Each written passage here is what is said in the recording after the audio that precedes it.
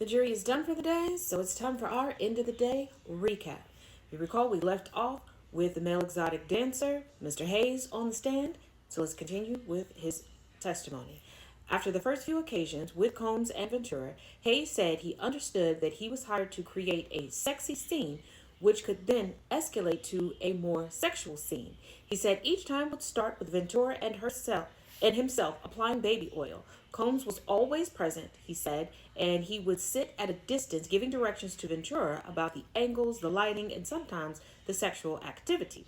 The encounters lasted about 4 hours, according to Hayes. He mentioned being directed during the encounters, and afterwards Combs would leave, followed by Ventura. Hayes testified that on one occasion, when he was having sex with Ventura, Combs threw cash down on the bed. It was startling, Hayes said, and prompted Ventura to ask Combs if he was okay. Combs responded he was fine, Hayes testified. Hayes was later paid with that cash. Hayes usually received $1,200 or $2,000 after a session, but said he didn't understand why the amount varied at the different times. The prosecutor asked Mr. Hayes if he knew whether Ventura was enjoying herself during the hotel encounters with Combs watching him and Ventura. My understanding was we were creating a scene, a sexy scene, that was enjoyable to her partner, Hayes testified. I did observe sometimes a sigh, a wince, that seemed to be frustration at the frequency of Combs's directions, Hayes said. Ventura was usually looking in Combs's direction during these encounters, Hayes said. He never heard her refuse one of Combs' directions. Hayes said he never used drugs with Ventura and Combs. They sometimes offered him alcohol and marijuana. He also said he never saw Combs take drugs, and Combs never appeared to be intoxicated during the encounters. Hayes went on to describe the discomfort of a sexual scenario with a woman's partner present. He said he tried taking medications to help his performance. It was a lot of pressure, he said. He said his last session with Ventura and Combs was in 2016. He said he failed to perform and was never called back. And then attorney Xavier Donaldson began the cross-examination of Mr. Hayes. Mr. Hayes testified that he began his career as an exotic dancer in 1995 and said he is now a partner at Hunkomania, an exotic dance company. When asked by the defense, once again, this is attorney Xavier Donaldson, Hayes acknowledged that at the time he thought he was the only person that Ventura was having sex with in this way, and he said he did feel special. When Donaldson suggested Hayes develop feelings for Ventura, Hayes said that wasn't true. Donaldson pointed to documents from one of Hayes' meetings with prosecutors where he told them he began to develop feelings for Ventura. That may have been taken out of context because that's not the case, Hayes said. Hayes said he never considered himself a personal friend to Ventura. The two never spoke personally outside of the brief banter before a session, he added. Under cross-examination from the defense, Hayes was asked if Ventura ever appeared uncomfortable during the hotel encounters. I did not get any cues that there was discomfort with what was going on, he said. He also said that as an experienced exotic dancer, he always reads the room to make sure the people he's performing for are comfortable. But remember, under direct, he did say that there were some winces. So is he all that great at reading things? I don't know. Plus, they weren't friends. So was he able to see through her poker face?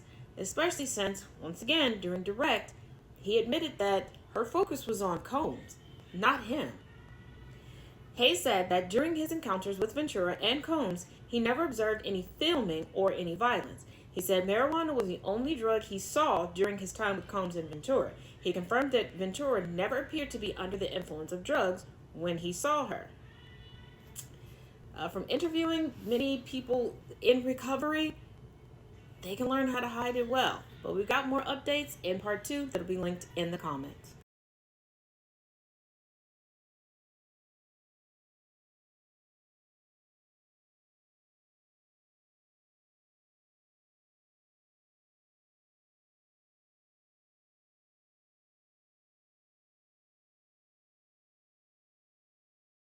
Part 2. Defense attorney Xavier Donaldson finished his cross-examination of Hayes, and Assistant U.S. Attorney Meredith Foster stepped in for redirect.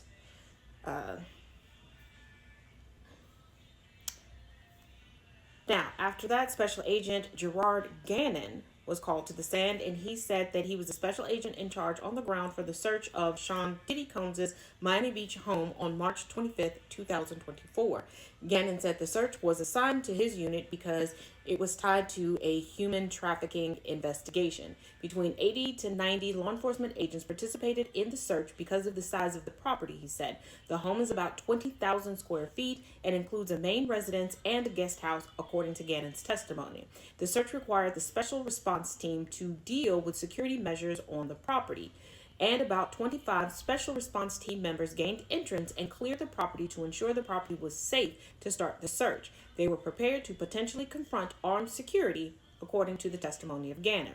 Gannon also testified that some agents were positioned on boats to potentially intercept anyone trying to leave the property via the direct water access on the property of Mr. Combs. The search began after 3 p.m. Eastern Time that day. Usually search warrants are executed early in the morning around 6 a.m. Eastern or so, but they waited for Combs to leave, Gannon said. Law enforcement understood Combs was scheduled to leave on a trip with his family, according to the testimony of Gannon. The jury was shown a picture of Combs' Miami Beach home's front gate, which was broken. Agents used their vehicle to break through the gate to enter the property. Gerard Gannon, the special agent with Homeland Security Investigations, testified. He said it was a standard practice when conducting a search warrant as the quickest and safest option to be able to get into a property.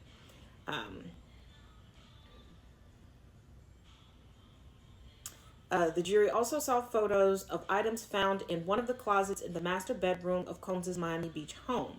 Law enforcement agents raided this home in 2024. Special Agent Gannon testified that agents found platform high heels, sex toys, baby oil, personal lubricant, and lingerie in the closet. They also found upper and lower receivers of AR-15s, which are parts of the weapon, Gannon said. Gannon said the team was not able to determine the maker of one of the AR-15 rifles recovered in the closet. Sitting on the witness stand, Gannon held up an evidence bag holding the AR-15 upper receivers. Gannon put on rubber gloves and held up one of the upper receivers for the jury. He said they are zip ties securing the gun so it will not be able to be fired. Agents also found 2 magazines loaded with bullets along with 2 lower receivers in the closet, according to the testimony of Gannon. The jury was shown pictures of the items, including close-ups of their serial numbers that were scratched out. Gannon said, and I quote, "It's a lot more difficult or impossible to determine the owner of a firearm without a serial number." Gannon held an evidence bag containing the AR-15 lower receivers while on the witness stand. Gannon testified that the AR-15s recovered from Combs' closet could have been used as fully automatic rifles at some point, but the safety selector lever was sent to semi-automatic when HSI recovered them. Typically, AR-15s manufactured as semi-automatic weapons don't have a fully automatic indicator like this, according to the testimony of Gannon. And with that, the jury was officially dismissed from the day. Judge Aaron Subramaniam instructed the jury to return tomorrow at 9 a.m. Eastern, when Gerard Gannon, the special agent with Homeland Security Investigations, will continue to testify under direct examination. So I will see you all tomorrow for more updates. But as always, let me know your thoughts in the comments.